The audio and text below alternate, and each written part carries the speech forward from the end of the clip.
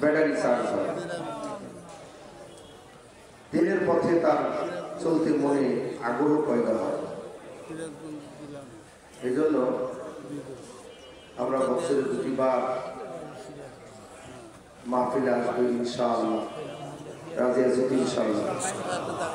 রাজি আছি। আমার চাকরি মাদ্রাসার ছুটি কেমন অটোমেটিক পাশ হয়ে যায়। শুধু এতটুকু বলা হুজুর রসুলপুরের মাহফিল, আমার স্টাফ ম্যানেজমেন্ট কমিটির সদস্য যারা আছেন তারা জানে যে না ওখানে যাইতেই হবে, এই ছুটিতে জন্য পাশ হয়ে যায়।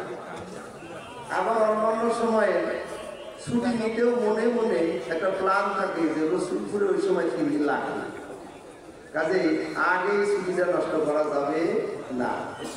তো প্ল্যান আর হলে একটু চেষ্টা, এটা যদি থাকে শত বাধাও যদি সামনে আসে এটা সব পার হয়ে যাবে, চলে আসবে। এজন্য নিয়াত এবং প্রচেষ্টা আমরা রাখি, তো নিয়াত রাখি তো ইনশাআল্লাহ। কারা কারা আসবেন ইনশাআল্লাহ? আল্লাহু আকবার। আলহামদুলিল্লাহ, খুশি হইলাম, হাত নামাই। আমি আমার সিরাজগঞ্জ জেলার একটা থানার পশু সেবা করছি। এই যে এলোমেলো বাতাসে বিশৃঙ্খলা একটু হয়েছিল না? অন্যান্য থানা আমরা সুসংগঠিত করলাম, কিন্তু এক থানায় আমাদের কেউ আছে কি নেইটাই জানি না। কারণ আমি নাই বাংশ আরো বড়গুলা এরা নাই, তো কার কাছে যা দাঁড়াবো, কাকে বা ডাক দিব? তো আলহামদুলিল্লাহ সর্বশেষে একটু উদ্যোগ নিয়ে আমরা গেলাম যে দেখি কারা কারা আছে। এবার সেই ভাইরা এমন মেহনত করছে, এই মাহফিলের আগে প্রতি শুক্রবার 7টা না 8টা ইউনিয়ন আছে, ইউনিয়ন আমির, নায়েব আমির, থানা আমির, নায়েব আমির, প্রচার সম্পদ, এরা প্রতি শুক্রবার একটা করে ইউনিয়নে ট্যুর দিচ্ছে, যেমন জায়গায় ইস্তেমা সব দেখে জড়ো করে। এরকম ভাবে মেহনত করার পরে তারা 8টা না 9টা বাস নিয়ে রসুলপুরে আসছে। ওই যে কালকা প্রতিযোগিতায় 2টা থানা তারপরে ছিলাম না, দ্বিতীয় থানা যেটা দেখলেন যে অনেক লোক দাঁড়ায় গেছে। খুব ভালো লাগলো, খুশি লাগলো যে একটু মেহনত করলেই নিজের কলবটাও চার্জ হয়, আবার এর দ্বারা অন্যরও কি উপকার হয়, পথ পায়। এখন ওই যারের দেখে মেহনত করে নিয়ে আসলাম, সেই লোকটার নিয়ে কিন্তু সে নিয়েই যাবে, কিন্তু এই পথটা পাইল আমার মেহনতের দ্বারা। এই জন্য আমার আমল নামায় ওই পরিমাণ নেকি লেখা হতেই থাকবে। কাজে এই দাওয়াতি কাজ করবো তো ইনশাআল্লাহ। মাহফিল শেষ, দেশে যাই কি একেবারে সব ঘুমায় যাব? হ্যাঁ, ঘুমাবো না। এই 3 দিনে আমি সহ আমার কর্মী ভাইয়েরা, স্পেস পরিচালক যারা ছিলেন, যেভাবে দায়িত্ব পালন করার কথা ছিল হয়তো আমরা পারি নাই, অনিচ্ছাকৃত ত্রুটিগুলি মাফ করে দিবে।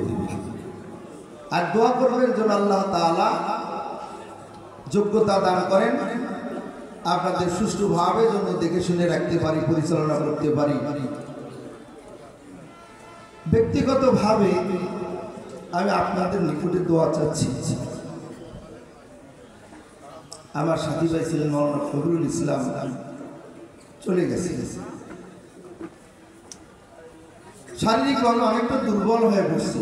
যারা আগে দেখেছেন আর এখন দেখতেছেন, অনেকেই বলতেছেন যে আসলে শারীরিকভাবে, তো কোন সময় যেন আপনাদের কানে পুষে যাবে।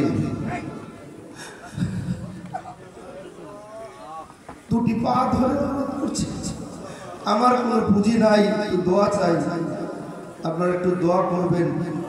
এই দোয়াটাই আমার পুঁজি, আল্লাহ তাআলা যেন আমাকে মাফ করে দেন। তো পরস্পর পরস্পরকে ক্ষমা করে দিব। এখানে আমরা আপনার চেষ্টা করেছি এই ময়দানের সার্বিক সুন্দর ব্যবস্থাপনার জন্য। তারপরে প্রতিজনিত কিছু কারণ, বিদ্যুৎ, পানি, আমাদের এই বিছনা যাতে সমান হয় সে ব্যাপারেও ফিকির করে আমাদের এলাকার কিছু কর্মী ফোন দিছে, চেষ্টা করা হয়েছে। আরও সুন্দর যেন হয় সেই আশাবাদ ব্যক্ত করেই দোয়া চেয়ে আমি আলোচনা শেষ করছি।